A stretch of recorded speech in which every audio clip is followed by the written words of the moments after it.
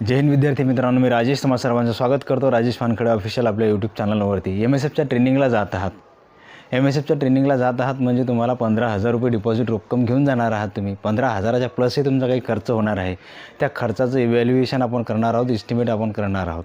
15,000पेक्षा जास्त तुमचं 30 ते 32,000पर्यंत जॉईनिंगला जाता जाता तोपर्यंत तुमचा 30 ते 32,000पर्यंत खर्च होतो. तो खर्च कशा पद्धतीनं होणार आहे याचं एस्टिमेट आपण इकडे काढलं आहे. त्याच्याबद्दल मी तुम्हाला सांगण्याचा प्रयत्न करतो. व्हिडिओ सुरू करण्याच्या पहिले व्हिडिओला लाईक, चॅनलला सबस्क्राईब करायला विसरू नका. बघा, ट्रेनिंगला जात आहात तुम्ही. ट्रेनिंगला जातात म्हणजे तुम्हाला 15,000 रुपये तुम्हाला सोबत घेऊन जायचे आहे डिपॉझिट रक्कम भरण्यासाठी. त्याच्यातले 5,000 रुपये रिफंडेबल असतात. ते पण 11 महिन्याची ड्युटी झाल्याच्या नंतरच तुम्हाला वापस भेटतात. ठीक आहे.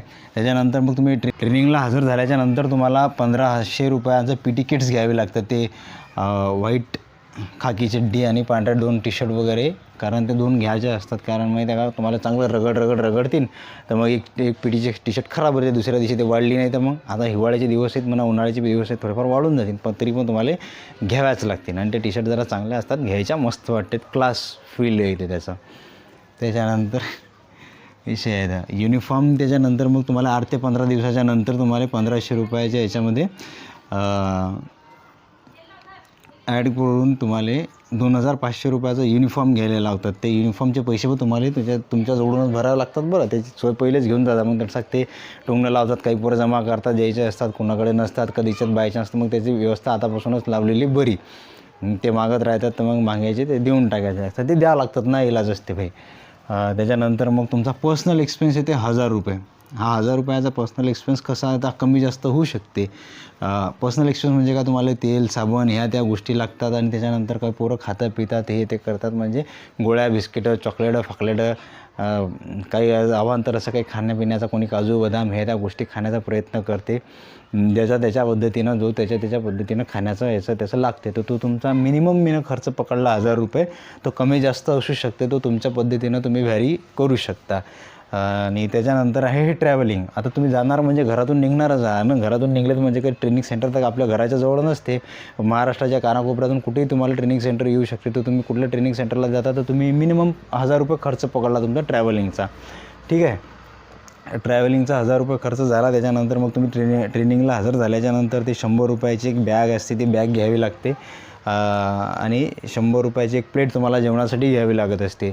ही बॅग कशासाठी घ्यावी लागते, 100 रुपयाची प्लेट कशासाठी घ्यावी लागते, कारण ट्रेनिंगचं तुमचं बिझी शेड्यूल असतं. सकाळपासून ते संध्याकाळपर्यंत तुम्हाला म्हणजे असं विचार करायचाच नाही की आपल्याला थोडासा रिलॅक्स टाईम भेटेल. मोस्टली 1-2 घंटा तुम्हाला दुपारच्या टायमामध्ये रिलॅक्स टाईम भेटते.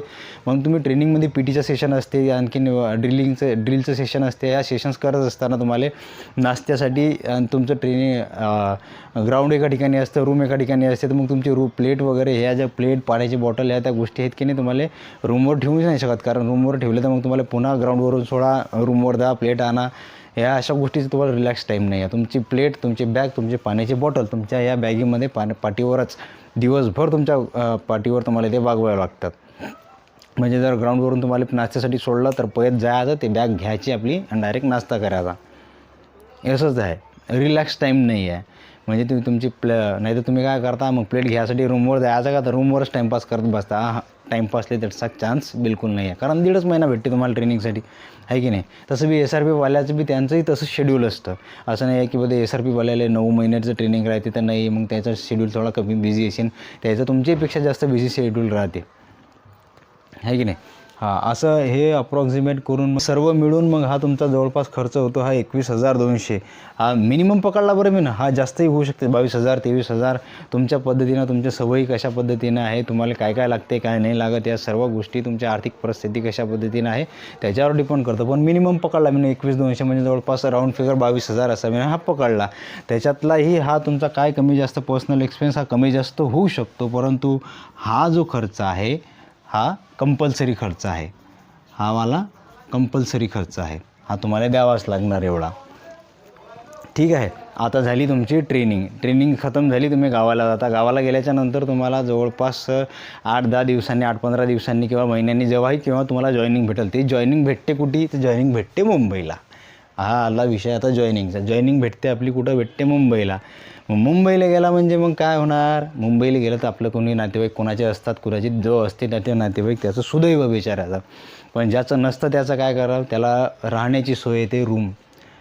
मग राहण्याची ज्याचं नसतं कुणी नातेवाईक वगैरे नसतात तो मोस्ट प्रोबॅबली पोरं काय करतात, 4 चौघं मिळून रूम करण्याचा प्रयत्न करतात. तर मग रूम करायचे म्हणजे तर मग मुंबईचं सिस्टम कसं आहे माहिती आहे का? मुंबईला तुम्हाला पहिले रूम करायच्या अगोदर पहिले तुम्हाला द्यावे लागते डिपॉझिट रक्कम. असं नाही आहे की आपल्या एखाद्या अवांतर दुसऱ्या शहरामध्ये गेले तुम्ही 4-5 हजार रुपये भरले म्हणजे डिपॉझिट एका महिन्याचं आणि त्याच्यानंतर तेच डिपॉझिट म्हणून म्हणजेच भाडं महिन्या भरायचं, तसं नसते तिकडे. मुंबईमध्ये पहिले तुम्हाला डिपॉझिट भरावं लागतं. ते डिपॉझिट शक्यतोवर एरिया पाहून 15,000च्या प्लसच असते. म्हणजे ते 15,000पासून ते 30,000 असं नॉर्मल रेंजच्या रूमसाठी आहे बरं का. ते मग ते 50,000 आणि 1,00,000पर्यंत असते ते मुंबईच्या सिस्टीममध्ये. कशा पद्धतीनं ते रूम्स वगैरे असतात ह्या सगळ्या गोष्टी. परंतु मिनिमम पकडा तुम्ही 15,000च्या प्लस, 15,000 प्लसच. मग तुम्ही 4-5 पोरं मिळून रूम करण्याचा प्रयत्न करता तर तुम्हाला मिनिमम एक जण कमसे कम 5-5 हजार रुपयाची काउंट्री करते. हा तुमचा 5,000 रुपये मिनिमम पकडला बरं मी ना हा रूमसाठी तुमचा खर्च. नसला रूम तर पोरं नवीन जॉईनिंग झाले की कोणी CSTच्या स्टेशनला 1-2 रात्र काढतात. मी स्वतः पाहिलेत पोरं.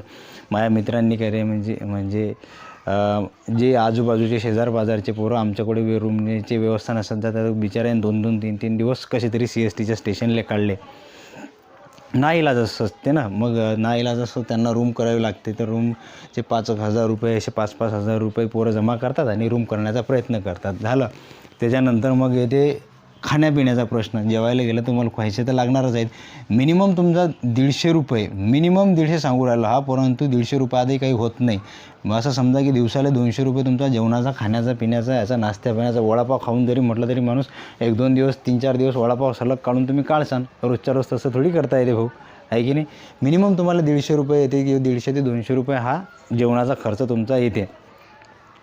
मग हे करता तुमच्याला असे 4-5-6 हजाराच्या घरामध्ये तुमचा महिनाभराचा खर्च जाऊ शकते. मग अशा टायमामध्ये तुमच्याजवळ नसतात पैसे आणि तुमचा पगार यायला लागत असते वेळ. तर मग शक्यतोवर जॉईन झाल्याच्या नंतर लगेच तुम्ही काय करायचं माहीत आहे का?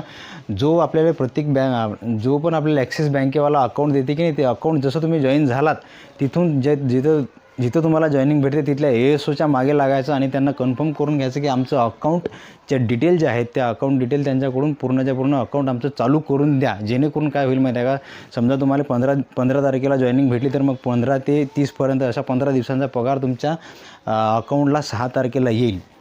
तुम्ही जेवढ्या लवकर तुमचं अकाउंट जॉईन झाल्याच्या नंतर जेवढ्या लवकर तुमचं अकाउंट तुम्ही चालू करसाल तेवढ्या लवकर तुम्हाला 6 तारखेला पगार भेटेल. नाहीतर मग तुम्ही अकाउंट चालू करताना हलगर्जीपणा स्वतः जर का केला, ते स्वतःहून तर काही करतच नाही यात. मग आपली गरज आहे तर आपणच कधी याच्या नादी लागायचं. पहिलं अकाउंट चालू करून द्या. जेणेकरून मग तुम्हाला काय करावं लागेल, जेणेकरून तुमचा महिनाभराचा हा जो 4,000 रुपयाचा खाण्यापिण्याचा खर्च आहे तो स्वतः पगार येईपर्यंत हा कमी जास्त होऊ शकतो. ठीक आहे. मग कसे मग तुमच्याजवळ हक्काचे पैसे येतील जर आले तर तुमचा.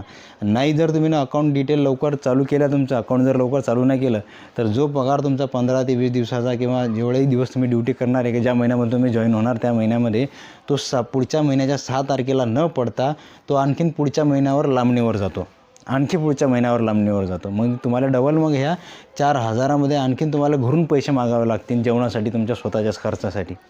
असं होऊ नये म्हणून माझा एक सल्ला आहे की जर तुम्ही लवकर गेलात, जॉईनिंग केला तर त्या पहिल्याच आठवड्यामध्ये तुमचं अकाउंट चालू झालं पाहिजे याचा प्रयत्न करायचा. ठीक आहे.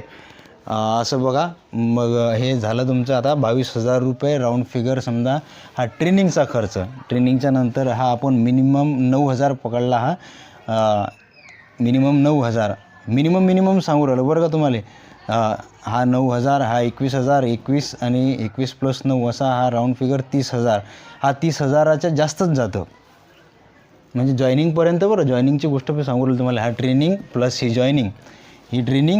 जॉईनिंग असं करत हा 30,000च्या प्लस तुमचा खर्च होतो. एवढी तयारी आपली ठेवायची. कारण MSFला आपण जाऊन राहिलो म्हणजे तुमच्या घरची परिस्थिती चांगलीच नसेल, आहे की नाही?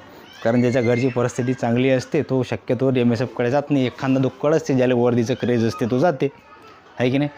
ओके देन या बाकी साऱ्या गोष्टी असतात. आणखी नवीन काहीतरी मी तुम्हाला आतमधल्या ज्या गोष्टी असतात MSFमध्ये जॉईन झाल्याच्यानंतर तुमचा पगार तुम्हाला तुमच्या अकाउंटला किती येतो, तुमच्या गैरहजेरी पडल्या, सुट्ट्या पडल्या तर त्याच्यानंतर तुमचे पगार कसा कट होतो, कशा पद्धतीनं होतो, ह्या सर्व गोष्टींचा मी एखादा नवीन व्हिडिओ टाकण्याचा प्रयत्न करेल. तर त्या व्हिडिओची नोटिफिकेशन तुम्हाला यासाठी तुम्ही व्हिडिओला लाईक आणि चॅनलला सबस्क्राईब करायला विसरू नका आणि बेल आयकॉनची घंटी दाबायला विसरू नका. चला भेटूया पुढच्या व्हिडिओमध्ये. तोपर्यंत तुम्ही हा दुसरा व्हिडिओ पहा. धन्यवाद.